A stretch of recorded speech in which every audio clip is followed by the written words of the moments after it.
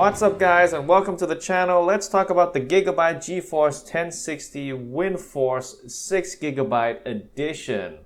Now today I'm going to go through the specification of this card and also show you some quick gaming and frames per second on this graphics card at 1080p. But first, let's look at the box and see what else comes with the graphics card as well. So we have the box right in front of us, and this is the Windforce version. And it is Overclock edition, and of course it is GTX 1060. Looking at the back of the box, it just explains how it cools the GPU with the two 90mm fans. I'll show you that in a minute. And also some brief specifications of many different languages. Alright, let's dig into the box itself. Wait a minute, where's my... Oh, okay. Don't worry guys, the GPU is in my computer right now, so I'll show you that in a minute. So we have the graphics card quick guide.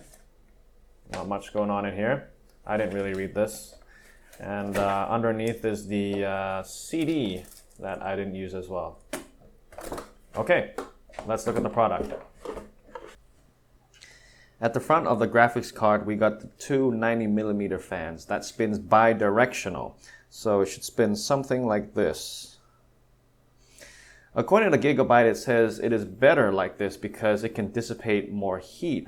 And another thing that they claim is that notice these ridges over here and also these little teeth over here. They say that these particular types of fans and these little fins can create 23% more airflow into the heatsink. So I guess there's more efficiency in spinning these fans. Not bad. I also like these orange accents, and also we've got this some gradients going on. It looks like rather pretty cool actually. It looks like it's like going really fast like this. We also got this triangular pattern going on around here as well, which looks pretty cool. It looks kind of neat. Notice that over here. And it's over here as well, and over here as well. So looking at the top of the graphics card, we'll see the logo itself, and this really long heat sink over here that goes all the way from basically from the start to the end. And of course we have this copper heat pipe, and according to the Gigabyte, they say that this particular copper heat pipes gets all of the coldness from the heatsink and then transfers it to the GPU itself. And this copper heat pipe actually touches the GPU itself, and so it creates more of a cooling efficiency as well. And over here we have the 6-pin power connector. And moving on to the ports, we have the DVI-D dual ports. We have the HDMI, and we also have the display port as well.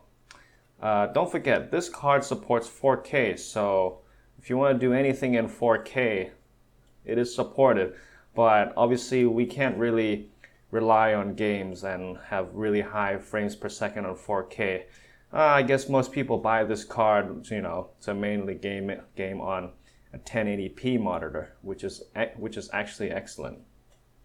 So looking at the bottom of the card, pretty much similar to the top, but obviously we won't see much. But again, we have the heatsink running across from the start of the card to the very end of the card, and we see the copper heat pipes over here as well.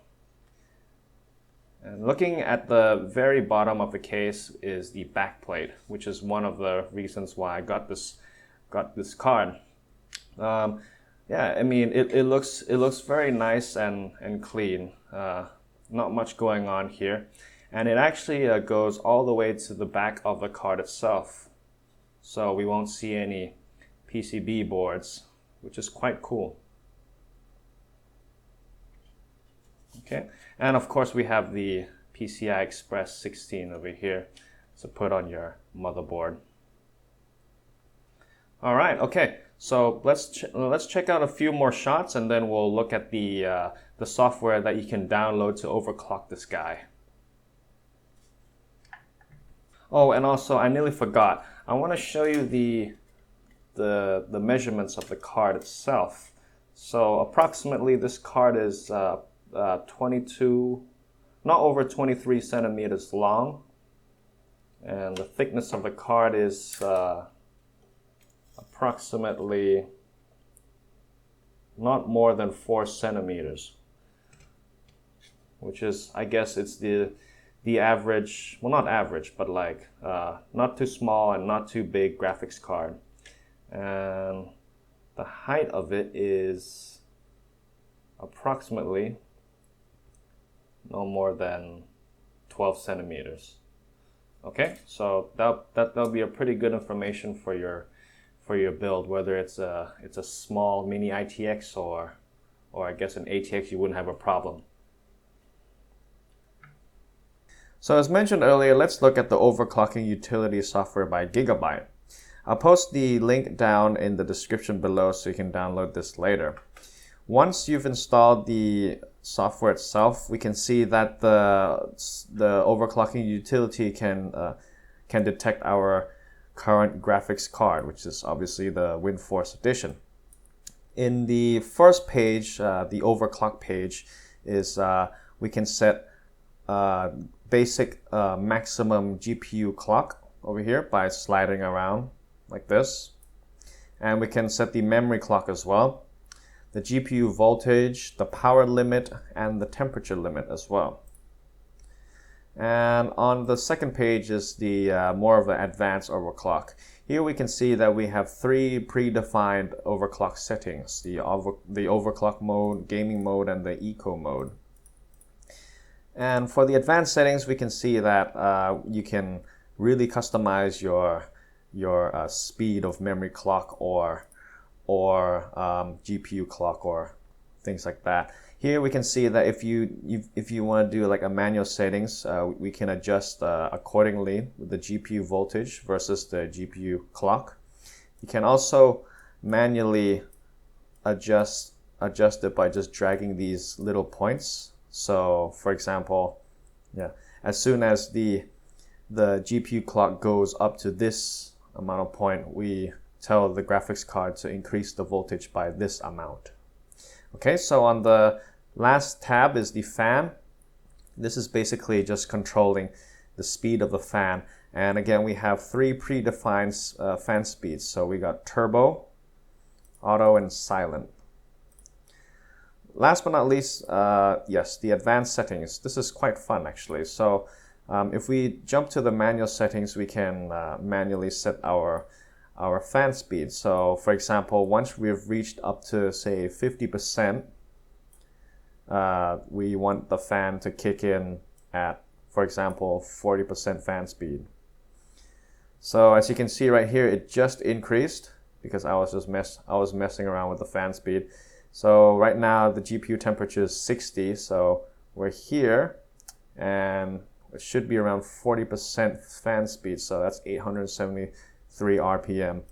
Let's just play around a little bit. For example, okay, this is for sure, we're over 60 degrees, and we want the fan speed to be 80%.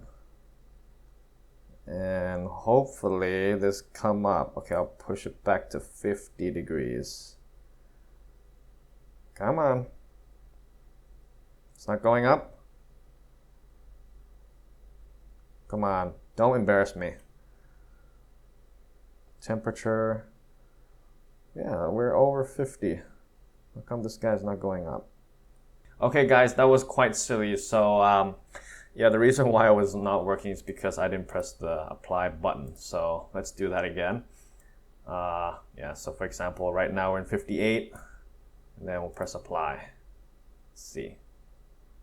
The fan should go up. Yes. Now it's 1,912. It's 2,364. And there you have it. We can adjust the fan speed whenever we have, according to the temperature that we set. Cool. All right. Now let's jump into the benchmark. But I want to set everything back to default. So that's auto, reset. Apply. Whoa. That's not right. auto, apply, and easy settings, say gaming mode, and yeah, everything is at 0, 0, 0, 0. All right, so let's check out the gaming benchmarks. So we'll have 3 different games. So we use the GTA 5, the Metro Last Light, and some gameplay in Battlefield 1. So yes, in summary, for what you pay is excellent for 1080p in my opinion. The latest games with high graphics settings at 1080p is superb. This card is getting on average of 40 frames per second or more. There are, however, a minor imperfection to this card. I wish it had some RGB lighting because at a price for this, other brands has it. I did not bother trying to overclock this card as the temperature was quite high, but this could be my PC case where there's insufficient airspace because it is a mini ITX build. But I do like the design of the front-facing card. But unfortunately, it is face down, so we can't see it, unless I get a case where I can vertically position the GPU.